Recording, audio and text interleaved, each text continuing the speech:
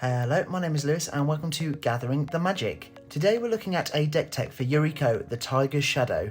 This commander has blown up in popularity in the last year, with this deck tech coming straight from one of my friends in our playgroup, and this deck absolutely kicks our butt most of the time. Let's get straight into the deck tech. First off, Yuriko is a 1/3 human ninja that has Commander Ninjutsu. This ability lets you return an unblocked attacker you control to your hand and essentially flash in an attacking Yuriko. The bonus here is that the Commander Ninjutsu mechanic does not increase like normal command attacks would, probably a reason as to why this is such a popular commander. She also says whenever a ninja you control deals damage to a player, reveal the top card of your library and each opponent loses life equal to that card's mana value. So this deck will focus heavily on those ninjas, unblockable creatures, and of course those high mana value cards to drain your opponent's life with. First, we're going to be looking at all those ninjas. Here we have Skull Snatcher, who says whenever it deals combat damage to a player, you remove 2 cards from their graveyard from the game, and Mistblade Shinobi, who says whenever it deals combat damage to a player, you can return a target creature that player controls to its hand. They are some big 1-drop ninjutsu ninjas. Next we have Walker of the Secret Ways, who says whenever it deals combat damage to a player, you can look at that player's hand and you can also pay 1 and a blue to return a target ninja you control to its owner's hands. During your turn, of course. A great board wipe avoider if you have the mana there. We also have Mist Syndicate Naga, who says whenever it deals combat damage, you can create a token that's a copy of Mist Syndicate Naga. That can get out of hand quick. Next up we have Akiba Gang Shinobi that says whenever it deals combat damage to a player, that player discards 2 cards, and Moonblade Shinobi, who says whenever it deals damage, you create a 1/1 blue illusion creature token with flying.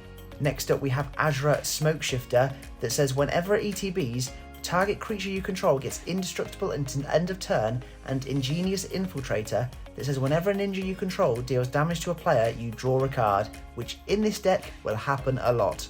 Next in the Ninja Nightmare family, we have Etrata the Silencer. One of the most popular Dimir commanders makes it into the 99 here. Etrata is unblockable and has that 3 hit counter lose con for your opponents. That is one of the scariest cards in this deck. We also have Ninja of the Deep Hours that again has that card draw trigger whenever it deals combat damage to a player. Next we have Higure, the Still Wind, that says whenever it deals combat damage to a player, you may search your library for a ninja card, reveal it and put it in your hand, and you can also pay 2 to make target ninja unblockable. And we have Ninja of the New Moon, with no added effects, just that deadly ninjutsu ability.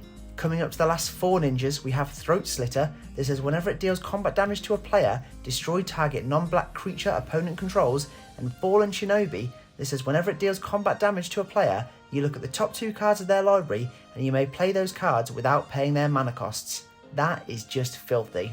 Lastly, we have Inkai's Servant of Oni that says whenever it deals combat damage, you may put target creature from that player's graveyard onto the field under your control, and you can pay 1 and black to regenerate Inkai's.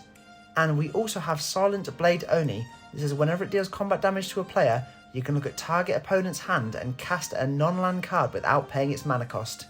Damn ninja, you sneaky. Before we look at the rest of the deck, make sure to smash that like button and subscribe for all things MTG.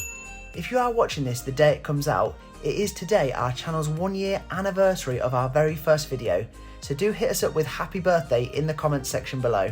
Sticking with creatures, we're going to be looking at those that love to be unblockable. Because of Yuriko's ability, we want as many of these sneaky ninjas to get through so we can drain. First up we have Triton Shorestalker and Gingerbrute, who you can pay to make unblockable or sack him to gain some life. Next up we have Tormented Soul and Mistcloaked Herald for more unblockable goodness.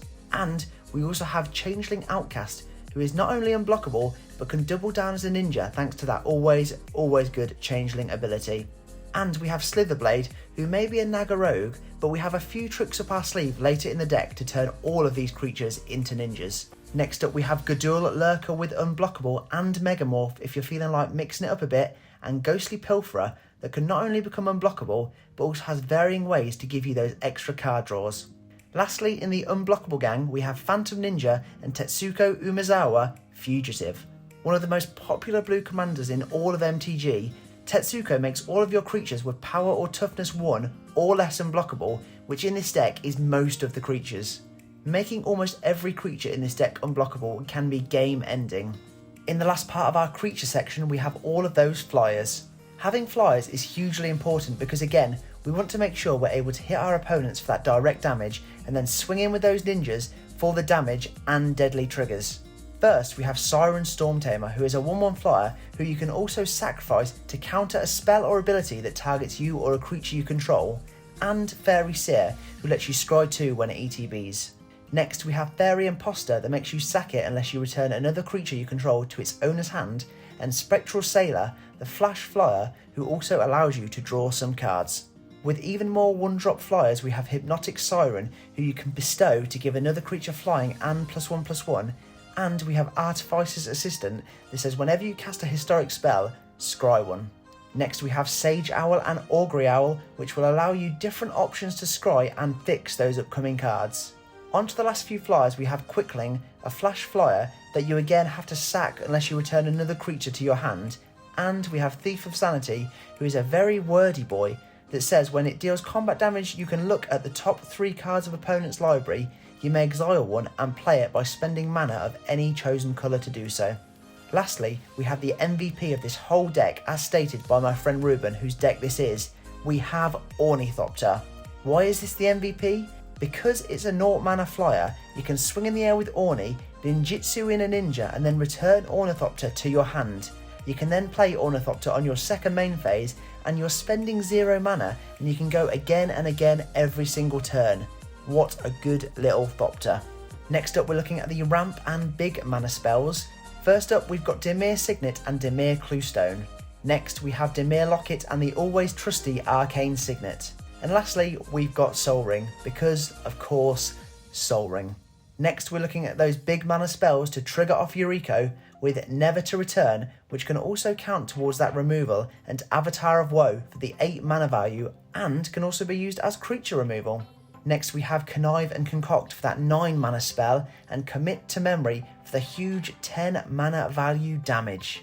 Lastly, he's also thrown in a huge 11 mana spell that you'll hope to trigger with Yuriko that is Temporal Trespass, which of course you could also instead use as that delicious extra turn. For the last big bulk before the lands, we're looking at the best of the rest, the things that will make everything ninjas, the counter spells and all that deadly Yuriko fun. First we have Portent to look at someone's library and have some card draw, and Unsummon to return a target creature to its owner's hand. Next we have Brainstorm to draw some cards and Aqueous Form to make a creature unblockable and scry when it attacks. We also have Familiar's Ruse to counter target spell and Telling Time to fix your future card draw. Next we have Cunning Evasion to allow you to return your blocked creatures back to your hand, and Fierce Guardianship because it's one of the best counter spells in all of MTG. And my friend was smart enough to buy the precon many moons ago when it was still at a normal price. Next we have Arcane Adaptation to make all your creatures into ninjas, and Notion Thief to stop your opponents from drawing more cards and allowing you to draw those cards instead. Now that is filthy. We also have Spark Double, which enters the battlefield as a copy of any creature or planeswalker with an added +1/+1 counter on it, and Maskwood Nexus to again give that option to make every creature type a ninja, just to get you even more of those Yuriko triggers. Next we have Conspiracy to again make everything, even the cards in your library, into ninjas, and Commandeer to take control of a non-creature spell and assign new targets for that spell. And lastly we have Karn's Temporal Sundering and Alrund's Epiphany to give you those extra turns and give you some more big mana options if you manage to get it triggered off with Yuriko's ability. Onto the lands, you can see here for starters we have 14 Islands and 14 Swamp. We have Drowned Catacomb and Dismal Backwater to give you that extra Dimir option. We have the always Commander staple Reliquary Tower to max that hand size, and the lovely Dimir Pathway option from Zendikar Rising.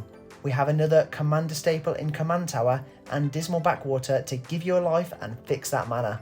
Lastly, we have Dimir Guildgate to give you that Dimir option, and Watery Grave, the shockland from the Ravnica block that also foreshadows your opponent's game, because with this deck, unless you really deal with it in those first few turns, it really turns into a force to be reckoned with. Yuriko, you're a hell of a commander, and I really can see why you're the best Dimir commander in all of MTG. If you've got any other commanders you'd like us to make a deck tech around, then hit us up in the comments below, or just directly pester me and Master Steve over at our Instagram and we'll give that deck a go. There we have it, that is the deck tech.